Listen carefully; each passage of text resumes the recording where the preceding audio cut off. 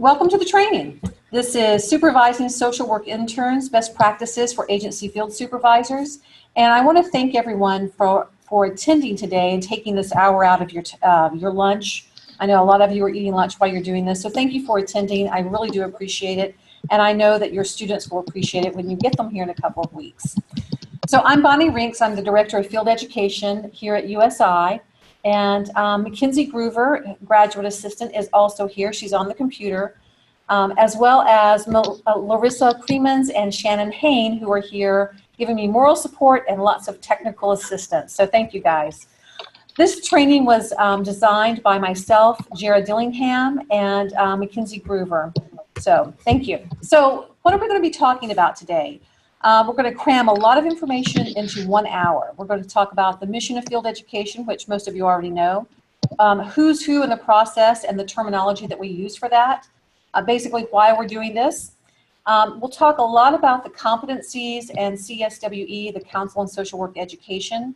We'll look at learning plans, field manuals, the role of students, the role of the supervisor. We'll talk about the use of a task supervisor, and then what to do when problems arise, as well as gatekeeping and moving students from the student role into professionals, because in less than a year's time, the group of students that you have beginning this fall will graduate, and they will begin as beginning social workers in May. So now the mission of field education. Field education is the place where the rubber meets the road. It is the moving from the acquisition of knowledge into the application of knowledge. So at the field placement, we ask that you provide opportunities for students to apply the knowledge that they have already learned in the classroom setting into the real world setting. So again, we want students, by the time they finish their field placement in May, that they are ready to begin as a competent social worker in our areas. So who are we and what terminology do we use? We'll start with at the agency level. And the agency level, we talk about either field instructors or field supervisors. And that is the person who holds the social work degree and license, who has the primary responsibility for supervising the students while they're at the agency. We also have the task instructor or the task supervisor, and that can be another person within the agency that also shares some of those responsibilities, and we'll talk a little bit more about how that works in a little bit. Of course, the easiest part is to identify the student. Those are our interns. We have BSW and MSW students, and some of you will have one or the other, but a few agencies have opportunities for both clinical students as well as undergraduate students. And then at the university level, the model we use here at USI is the faculty field liaison is also the seminar instructor. So we use the terms interchangeably. We call them faculty liaisons or seminar instructors. And what that means is the person who is actually teaching the student in the seminar class is also the person who goes into the agency to meet with you at midterm and final. So that is one person here at the University of Southern Indiana. So now why are we doing this? Well, first of all, it's just a good idea to have a refresher course. A lot of you are seasoned supervisors, and you have taken students, you know, multiple years, and so you're taking students again. So we appreciate you doing that, but it's also good to just have a refresher course and just a reminder, especially since you haven't had a student all summer, or maybe it's been a couple of semesters since you've had a student. The other thing is we have competencies through the Council on Social Work Education. And we want to make sure that everyone is on the same page, that we're on the same page, the students on the same page, the agencies are on the same page as far as what those competencies are and how students can accomplish those competencies. Because again, by the time they graduate, they must have mastered all the competencies and behaviors before we let them loose on the world. We also know that there are many demands at the agency level. So, and it doesn't really matter if it's a school, if it's a hospital, if it's inpatient setting, outpatient setting, if it's courts or, you know, any kind of system, we know that there are more and more demands being placed on supervisors at the agency level. So we hope that this training can kind of help you balance some of that, so that you know what we are asking and what we are asking of students. So we're hoping that that helps a little bit as well. Now, the Council on Social Work Education, which I just mentioned, is our accrediting body. And every 5 or 6 years, depending on the cycle, they will examine the competencies and update any competencies to reflect what's going on in the world. So the latest competencies we have are 2015, but we already hear rumblings that they are working on updating the competencies either in 2021 or 2022. So in just a very short time, because this is 2018, we will be looking at updated competencies again. We hope that this helps clarify the expectations and also relieve some of the stress associated with having interns. And we know that it can be demanding because it does require a lot of time. The hope is that, here's an example. I had a agency supervisor ask me if the student had to spend every single minute with them. And the answer is no. The student does not have to be essentially Velcroed to the supervisor. You can utilize others within your agency to help train the student, but ultimately the supervisor has the responsibility for that student learning opportunities as well as that supervision piece. So field education is designed, supervised, and coordinated and evaluated based on the criteria which the student demonstrates social work competencies. So there's a lot of things that go on in field. We hope that when a student comes to you that you are teaching them how to be a social worker. Of course, we want them to be hired as soon as they're graduated. But they may not necessarily be hired at your agency. So we're asking that you move students through the process and teach them how to be social workers and not just do a particular job. And I have to say, we are very lucky here at USI to have the dedicated professional supervisors that we have for our students. But I know from talking to other field directors and other programs, that that's not always the case. But so we're blessed here to have that. Now the supervisor or the instructor has to kind of be involved in creating learning opportunities so that the student can apply the knowledge that they've learned in the classrooms into the real life setting. So we want them to integrate theory into practice, because as we all know, theory is great. The practice of that theory is entirely something else. We also want them to practice the skills that social workers need to practice in today's world. They have to apply the competencies, utilize the knowledge, look to the values, and apply the skills that they have learned in the classroom setting into the real world of social work, into the practice setting. So we're going to talk a little bit more about CSWE because, well, that is our life right now, is the Council on Social Work Education. Field is described as the signature pedagogy for social work education by CSWE. It has the elements of instruction and socialization that teach future social workers or future practitioners the fundamentals of the profession. So when you get a student, whether it's an undergraduate student at the end of their, in their senior year, at their 4th year in the social work program, or you get a master's student, you're basically socializing them into social work. So you're teaching them what it means to be a social worker. So the intent of field education is, of course, to integrate theory and practice. It's pretty cool that they talk about field being the signature pedagogy for social work practice.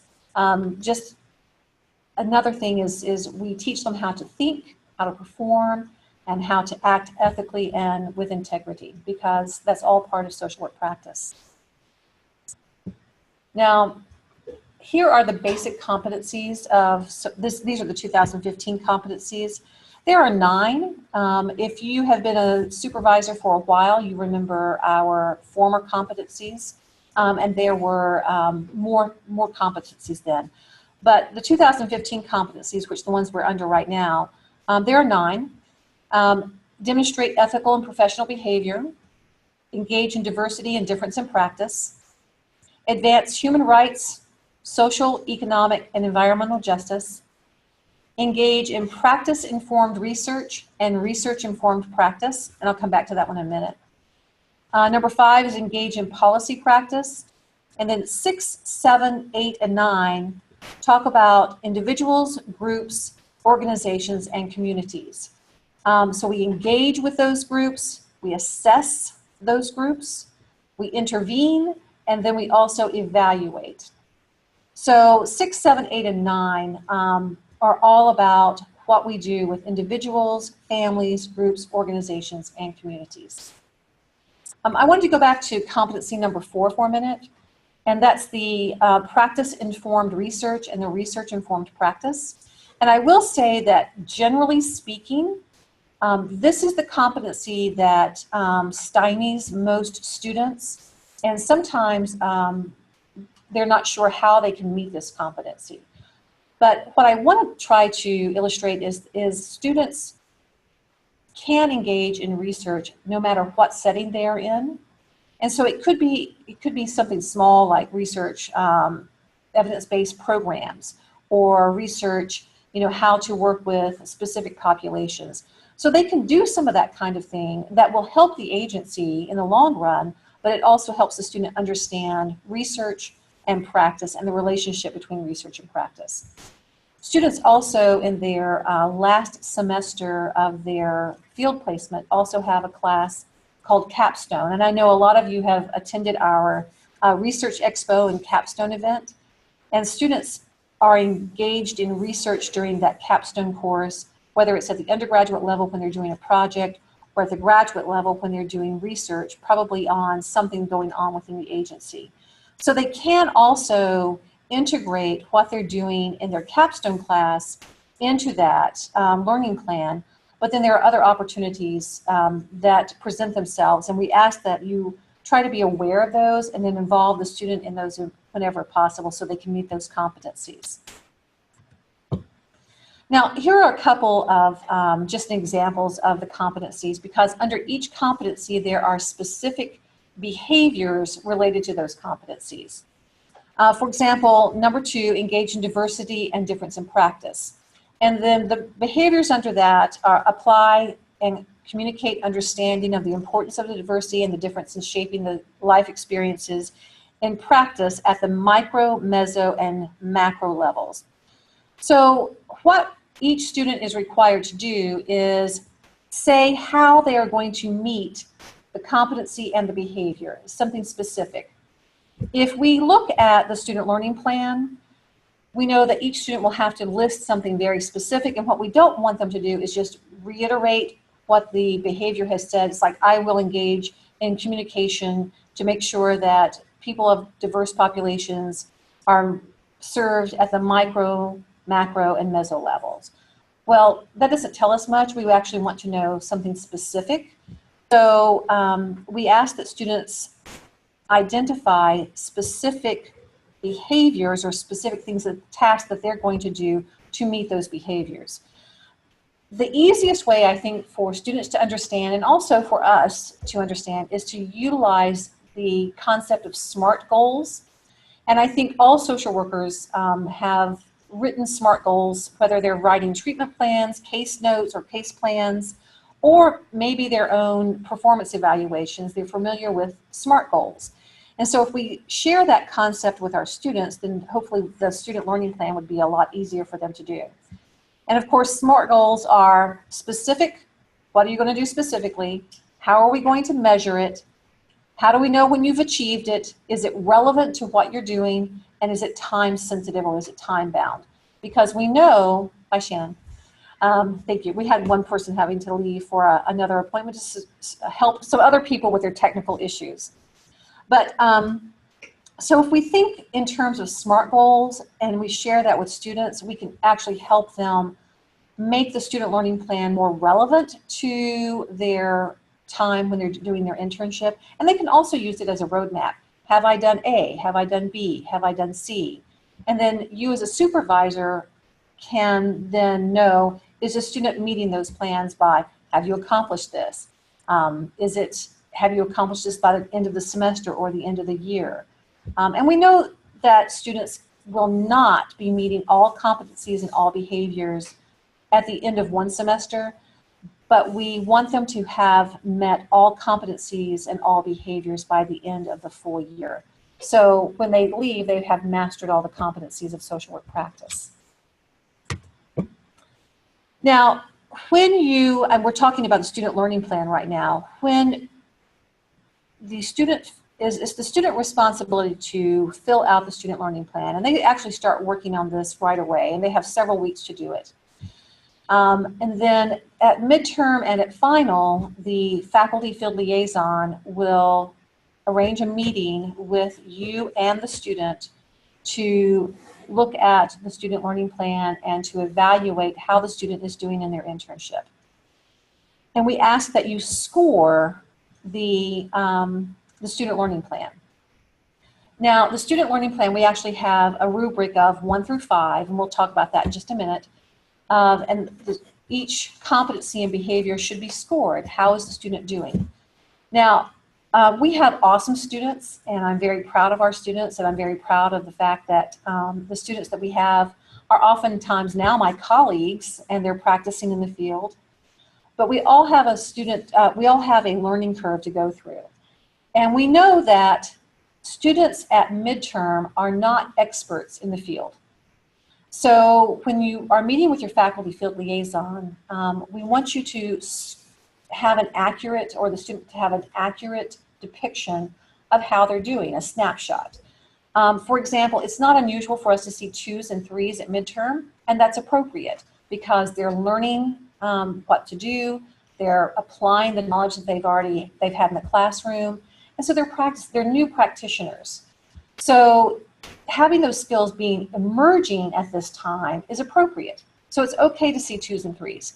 What we don't want to see at midterm is, excellence, 5s. If they get 5s, they're basically ready to walk out of your office and begin working as a social worker. And we believe by midterm that they probably still need some practice. So at the final, however, we do believe that the student should be mastering the competencies of social practice. They should be able to function at a higher level. So at the final, we perfectly expect to see the student having those 4s and 5s. And then we can see the growth from midterm to final. Now, the reverse is true. If a student is not mastering the concepts of social work practice, or they have the book knowledge essentially, but they're not actually able to do it or to function, we want to know about that early on. You don't have to wait until midterm. You can actually call your faculty liaison anytime, within the first week or 2 weeks of class, or 3 or 4 weeks of class, if the student is not mastering those concepts. So sooner is better rather than later. So you don't have to wait until midterm. The other thing is, if you have an awesome student and they are just blowing you out of the water, you can go ahead and call us and say, wow, we have a great student, and I'm so thankful that we have the student in our agency this year. So we'd love to hear from you. So you don't have to wait until midterm to talk to us. Now, this is the rubric I talked about as far as how to score the student learning plan. It goes from 1 to 5, and we also actually have an NA column because we know that the student may not be able to meet all competencies and behaviors in one setting or in one semester. So 1, unacceptable, 2, developing, 3, acceptable, 4, commendable, and 5, exceptional. And we also have this actually listed on the student learning plan, which I'm actually going to go to really quickly so you can just get an idea of what that looks like. So this is the student learning plan, and then this is the rubric that is on each student learning plan. And it's the same verbiage and the same numbers. So you can look at that at any time when the student has the student learning plan. Now, here's the good news, is that your responsibility as the field supervisor or field instructor is to score, or basically give a snapshot of where the student is either at midterm or at final. The good news is you don't have to give them a grade. 1, 2, 3, 4, or 5 is simply where are they at that moment. So the responsibility for assigning the actual grade is the responsibility of the faculty field liaison. And the student learning plan plays a part of it, but it's not the whole picture. Students have lots of other activities that they're doing. They have to do logs or journals. They have to demonstrate ethical and professional behavior, both in the classroom, seminar, and also in the agency. They have to demonstrate that they are synthesizing the coursework and the practice. They also have papers that they are writing, as well as other kinds of activities and assignments that go into the grade. So the overall evaluation for the student's performance actually lies with the faculty field liaison, rather than the responsibility lying with the agency field supervisor. So we want your input. We want those scores to reflect what the student is doing, but we're going to let you off the hook, and you don't have to actually assign the grade. Who we're keeping on the hook, of course, are the faculty field liaisons. Now, here at USI, we actually have 2 distinct programs. We have an undergraduate BSW program, and we have a graduate clinical program. Students who are BSWs will go through field placement, Field 1 and Field 2 in the fall and then in the spring, and those placements are generalist. And then when we have students that come into the master's program who have a degree other than a BSW, also have to go through a generalist placement. So students who have a degree in psychology or sociology at the undergraduate level, but who have applied and have been admitted to the MSW program, are required to do 2 internships. And the first one is their generalist placement. And a generalist placement it's really broad, which is exciting and wonderful. It's also the foundation of social work practice. So they demonstrate their competencies at the generalist level. If you think about it, it may be a lot easier to think about the roles that a social worker does at the generalist level, which are typically case manager, advocate, broker, educator, community organizer, group worker, individual counselor, and the list goes on. You could talk about skills development, you could talk about working in ADLs, you could talk about counseling, but not clinical counseling. So those roles are general in nature and not in any specified or any advanced practice. Now, here at USI, we only have 1 specialty at the master's level, and that is clinical. And it's a couple of reasons for that. Number 1 is that's really the greatest demand we have in this region is for clinical social workers. So that has always been our focus, is to educate and train the most qualified clinical social workers out there. And so that's what we focus on, is clinical. So all MSW students must complete a clinical field placement, even if they come into the program with something other than a BSW, like a psych or a social degree. They all must also complete a clinical field placement. So the clinical placement, it provides agency opportunities for clinical practice. The focus is to provide students with opportunities to demonstrate the competencies at the clinical level. And so if you have both an MSW student and a BSW student at the same agency, you will notice that the student learning plans, while the competencies are similar, the behaviors under those competencies are very different, because the advanced or the clinical social work student is going to be practicing those clinical skills, while the generalist social work student would not be practicing those clinical skills, but would be practicing those generalist skills. Now, I've also had questions from supervisors that say, well, all of our clinical social workers also do some case management. Is it okay for that to happen? And the answer is yes, because we all know that doing clinical work, there's a mix of generalist work that's also done at the clinical level. And so we understand that, and it's just a reality of life that as a clinical person, you also do a lot of generalist work. So we ask that you take a look at and make sure that there's a balance between the two, and that the clinical student is actually also getting opportunities to apply and practice those clinical skills. Now, the orientation and supervision of students. This is the part that is the part that you are most interested in. When you accept a student, we ask that the very first thing you do is orient the student to what's going to happen to the agency, to the people they're going to work with. And this could be from things like, where do you park? This is where you should hang up your coat. The important things like, this is the bathroom, as well as what the schedule is, what your expectations of the schedule would be, dress code, policies that you have, that the agency has, procedures that the agency has, as well as any other item that's important for your particular agency or organization. So students are nervous when they come to you because they've been preparing for field their entire educational career in social work. So they're very anxious typically. So a very thorough orientation to the agency helps put them at ease.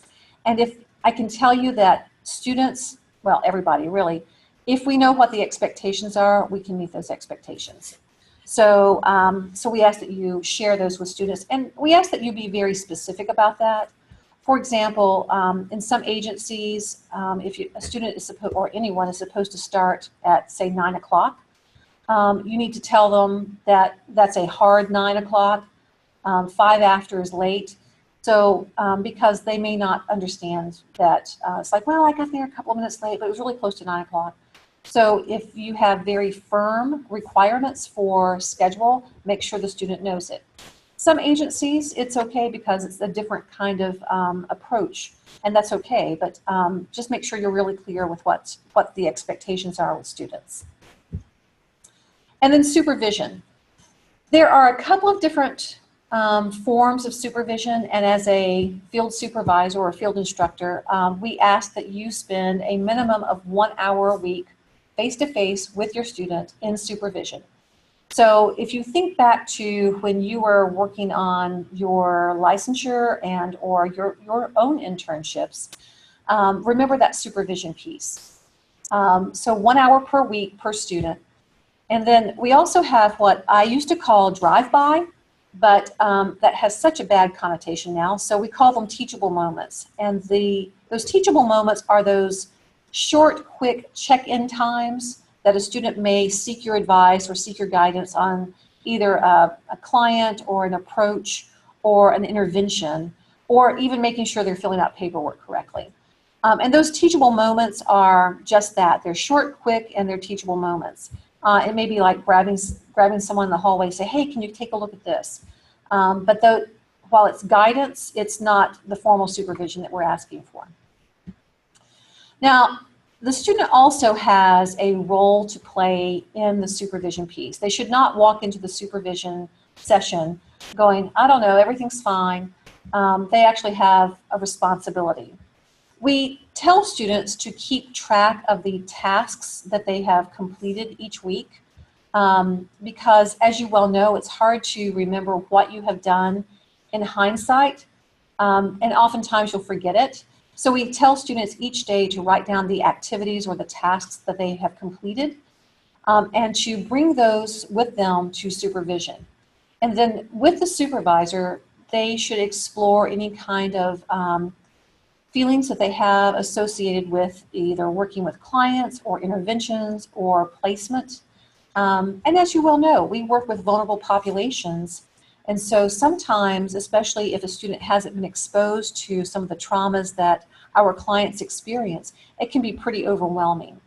And so we encourage them to talk about those overwhelming feelings during supervision because that, you know, the clients we work with can be, the traumas and their life experiences can be pretty overwhelming for someone.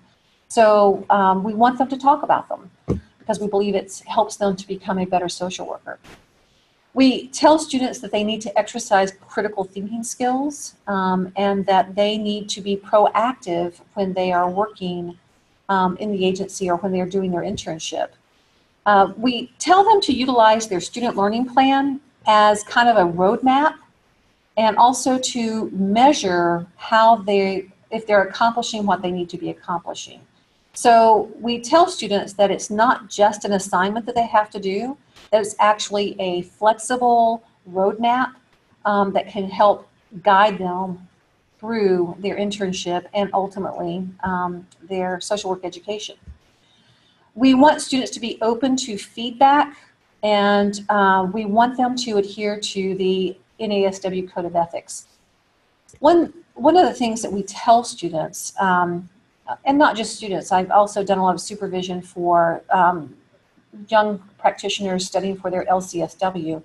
And one of the things I always emphasize to them that if they adhere to the Code of Ethics, they are never going to have a problem with you know, getting in trouble with their supervisors or that sort of thing.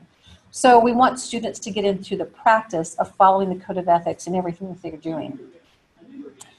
Now, the supervisor also has a role. We want them to provide constructive, honest, and direct feedback to the student. So the student has to be open to feedback, but we want the supervisor to be very direct in their feedback. We want them to focus on their strengths and their challenges. And when I was a student, I had a supervisor who would open up each of our supervision sessions by asking, what did you do, what did you learn, and how are you going to apply it? And so after a short period of time, I knew these were going to be the questions that I was being asked. So I would talk about what I did, what I learned, and how I was going to apply it. And then my supervisor, in all of her wisdom, would talk about the things that I did well during the course of that week and the things that I struggled with during the course of that week. And so she would utilize the things that I did well to help me understand the things I needed to work on. And so I've always remembered that, and when I have conducted either supervision for students who were my interns, which I did before I came to USI, or when I provide supervision for individuals who are working toward their LCSW, those are some of the things that I have always talked about. What did you do? What did you learn? And how are you going to apply it? And then look at those strengths and those challenges and help them work on those challenges so that they soon become strengths. We also ask the supervisor look at the student learning plan as well as the competencies. And then be aware that there are opportunities that may come up during the course of the semester that neither you nor the student has talked about, but they're wonderful learning opportunities, and those opportunities can also be added to the student learning plan. So the student learning plan should be considered not a stoic written in stone document, but a fluid, flexible document that is used as a roadmap so that they ultimately get to the point where they're mastering all those competencies. Then, of course, we ask that you talk about professional standards of conduct as well as the Code of Ethics. And then, do you have to do all of this by yourself? No, you can also utilize a task supervisor. And this isn't a new concept, but maybe the term is a little new. And the use of a task supervisor is really, really beneficial for not just the student, but also, I think, the supervisor. Because we cannot all be masters of everything.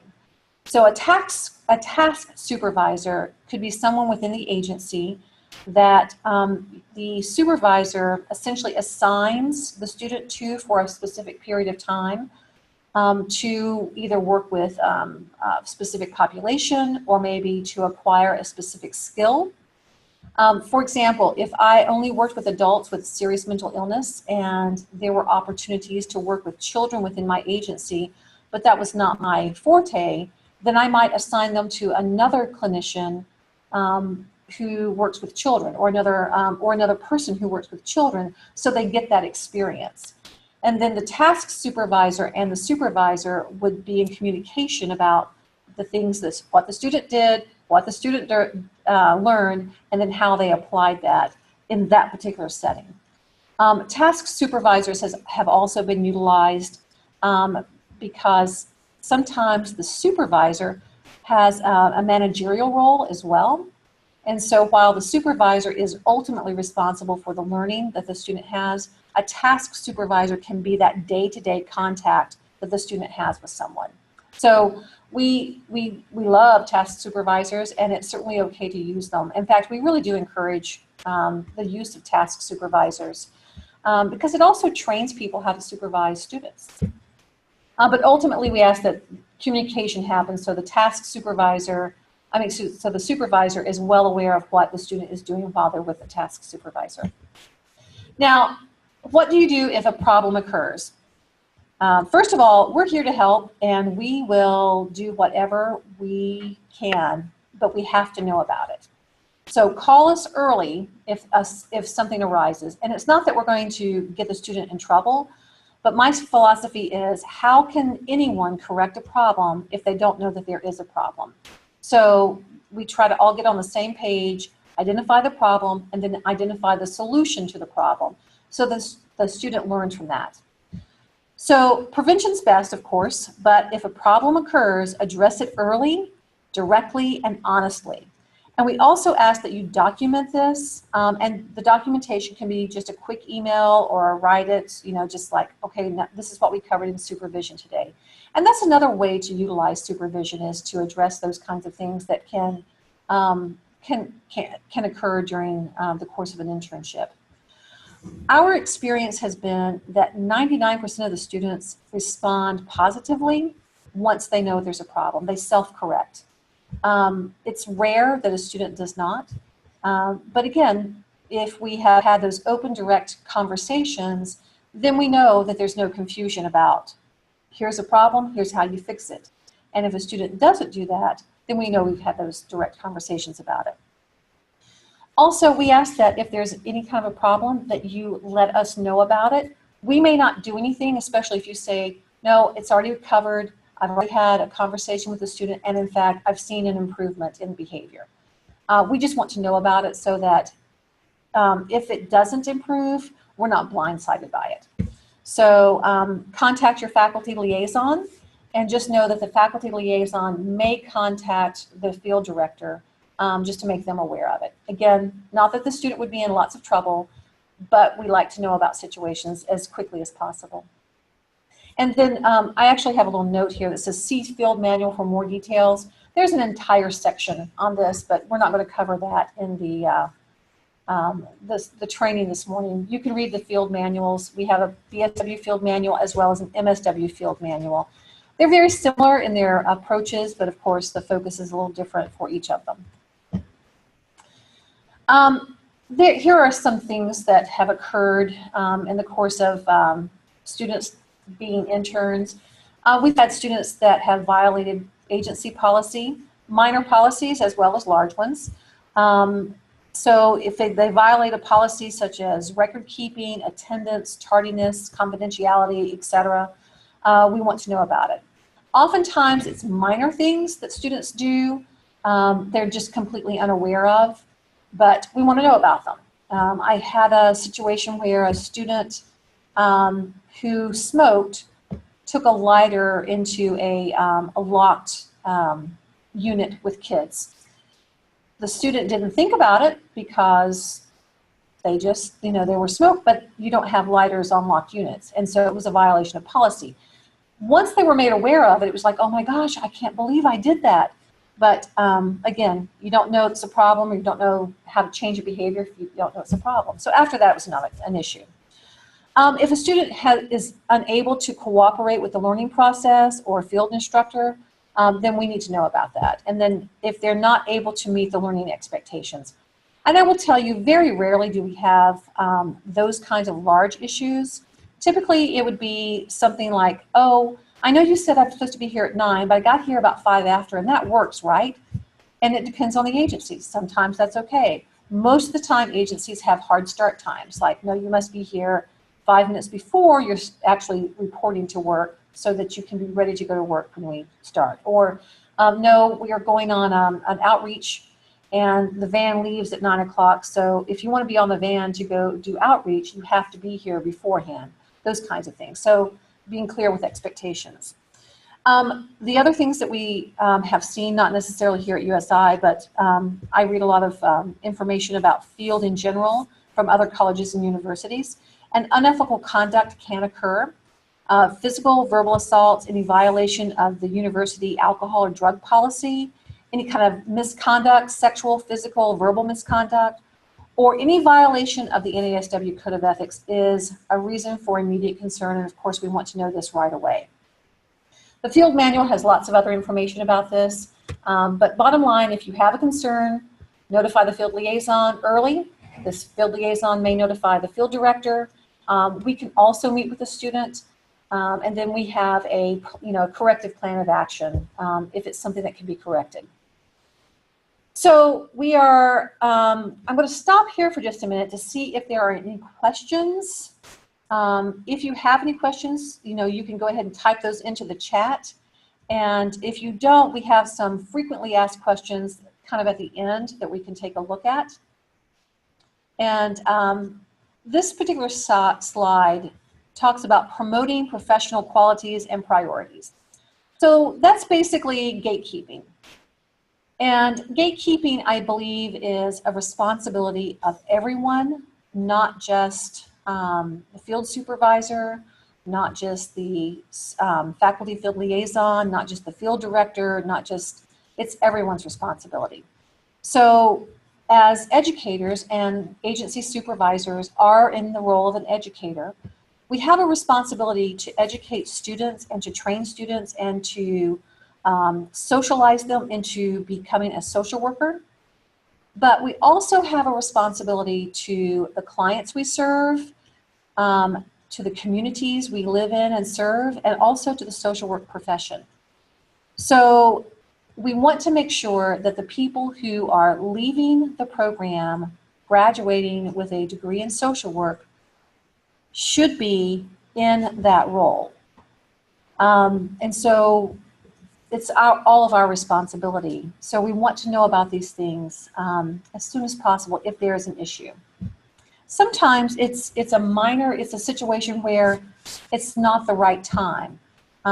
Because if I had a student some years ago who went through a number of crises, health crises, and then also family crises, but they didn't want to give up on school, but they were not in the right place to be able to focus on field.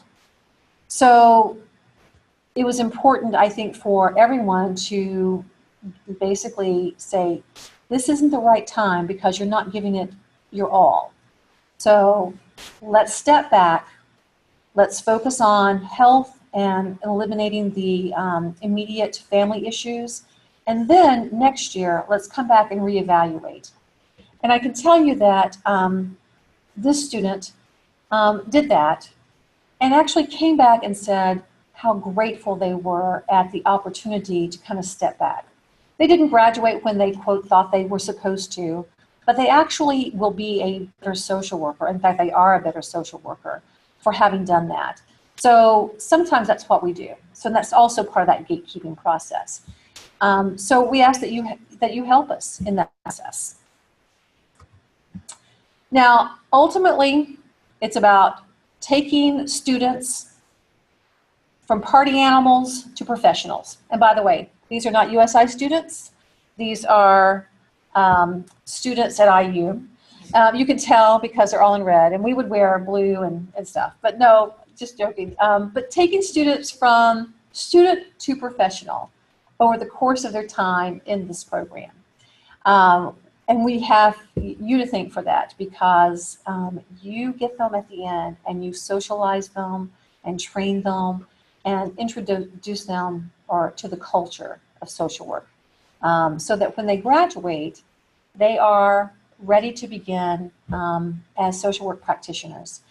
And the ultimate thing is we also need to be aware they will be taking our jobs someday. So we want to train the best students possible. So we are getting close to the end, and I wanted to show you a couple of things. First of all, we are recording this training, and we will do our very best to make it available on our website. It'll take a little time for us to do that, and that's why Larissa and Shannon have been here, because they are going to help us make that magic happen. But in the meantime, I just wanted to let you know that on our website, we actually have a page that has this information and lots of other information for you. And it's available to you all the time. So I'm just going to get out of this screen for just a second and get into a different screen. If you go to the USI website, and in this little box right here, if you type in social work, this page will come up. And then on the left-hand side, there are several buttons or several tabs.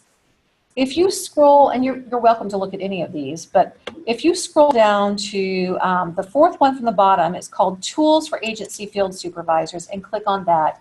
It takes you to a screen that has lots of information on it. The first thing we talked about, the competencies. So all the competencies and behaviors are listed on this screen. We have some information from the Department of Labor about field education, internships, that sort of thing. Because there was a question a couple of years ago about what students could and could not do, and so we put that up there for your information. So and by the way, everything the students do is fine. We also have a newsletter that we have on here that you can read. Another one's coming out in just couple of weeks. It's been a busy summer. We've been through self-study reaccreditation, so it was supposed to come out early summer, but it'll get out there. And we'll put that on there as well. The field manuals are here, the MSW manual and the BSW manual. So when you click on it, you can just see that information.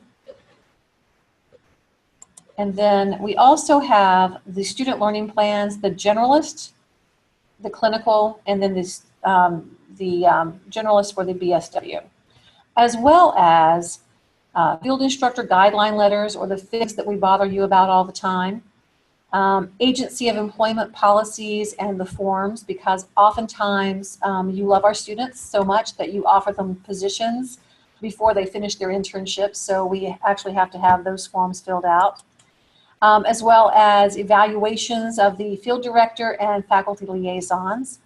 And then below this in training is this training will be here, as well as a safety training for field students. And I know most of you have your own training that you do, but we also provide a training for students.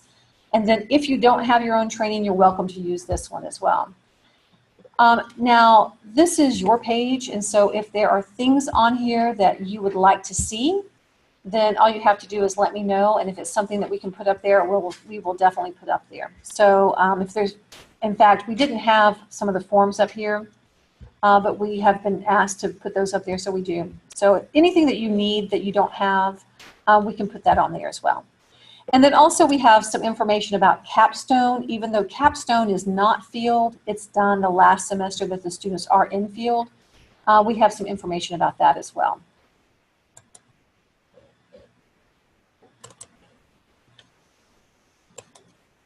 Okay, now if we have any questions, we'll go ahead and address those now. If not, I'll go ahead and move to the frequently asked questions.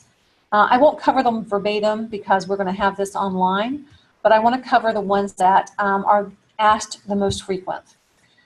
So when are the students in field? This year, the students begin the week of August 20th, and they go through study day, and fall study day is December 5th. Now, study day is the day before finals begin. If a student needs to go into finals week, they can. We ask that we try to get students to plan to finish by study day because they also have other classes and we don't want them to be doing internship hours and also preparing for finals. Sometimes it just can't be helped and that's okay, but we try for study day and that's the goal, but they can go on until the semester ends with your permission and also with the knowledge and permission of the field liaison. Now, a student can be in their internship sites anytime except when the university is closed. Fall semester, the university is closed. Labor Day, they can't be there Labor Day. Thanksgiving, I think it's Thursday, Friday, Saturday, Sunday, the university is closed. And then we close for winter break the 22nd through the 1st. So spring semester, students begin the week of January 7th through study day, January 24th. And then summer, 13 weeks over the summer, beginning May 8th. Oops, sorry. The hours, BSW students are required to complete a total of 450 hours. We do that into 2 semesters. Fall semester is at least 150 hours. Spring semester, at least 300 hours. Our clinical students have 600 hours of field to do, and we divide that up into at least 300 hours fall semester, at least 300 hours spring semester. And the student must have the minimum number of hours before they're eligible to move on to the second internship or the second semester internship. Now, when I said at least 150 hours or at least 300 hours, most students have a few more hours than that. And we tell them to bank a few hours. For example, if they only do the minimum and something happens and they get the flu when they're out for a week, they're automatically behind the 8 ball. And we tell students to bank a few hours each week, or so that, not each week, but to bank some time so that in the event something happens, they are able to recover from that and not be, having to take an incomplete because they haven't finished field hours. The other thing is students must go until the end of the semester. They can't, so if they say, oh, I got 150 hours and it's the week before Thanksgiving, can I just quit going? The answer is no. They have to go till at least the week of study day. So how do they track their field hours? They are given a time log that they have to fill out and have signed by you each week. And we understand that sometimes agencies have their own requirement, whether a student has to clock in using an electronic system or log in using an electronic system. And if that's the requirement, they must also do that. But we also need for them to also keep those field logs, so they would have 2 to fill out. Supervision, we've talked about that, at least 1 hour per week. The use of task supervisors. And then also I get a lot of questions about, can the student attend trainings or other events while they're in the internship? And the answer is yes, if it is appropriate to their internship. For example, if they are working at or doing an internship at Art Crisis Nursery and there's a training that is regarding children and preschool children, then they should, if it's okay with you, attend that training. Now, if they are working at an agency that has nothing to do with children, or interning at an agency that has nothing to do with children, and they want to go to a child training, then that's really up to you whether or not they go to that. Or if they want to go to a church training, that's entirely up to you whether they go to that. And the other thing is students can visit other agencies while they're interning. If they are working with children, maybe they would like to visit other child placement agencies, and that's appropriate as well. Who can supervise students? If you have a BSW student, we ask that you have at least a BSW degree, preferably your LSW, 2 years of experience, and we would love for you to have 1 year in your current position. That's the perfect world we live in. We also do a certification, so you must also be certified by the USI field office. Master's students, the clinical students must have a master's degree, and they must have their LCSW. 2 years post-master's experience, and in a perfect world, 1 year in their current placement. And also be certified by the USI field office. So I think a lot of you have been recently sending us updated forms for the field certification form. We can also take a resume in that case. And then if you have concerns about your student, you should contact the faculty field liaison, and you should contact them sooner rather than later. So we are at the very end here. I think we have about a minute and a half. And if you have any questions that have not been answered in this training, you are certainly welcome to call or email me, or call or email McKinsey. This is our contact information. My number is 465-1106, of course, 812 area code. BERinks@usi.edu. And Mackenzie Groover, she is the graduate assistant for field. You can reach her at socialwork.field@usi.edu. Thank you so much for taking the time today to attend this training. Again, if you have any questions, just let us know. And thank you more than anything else for taking our students and training them to be social workers. Have a great day. Bye-bye.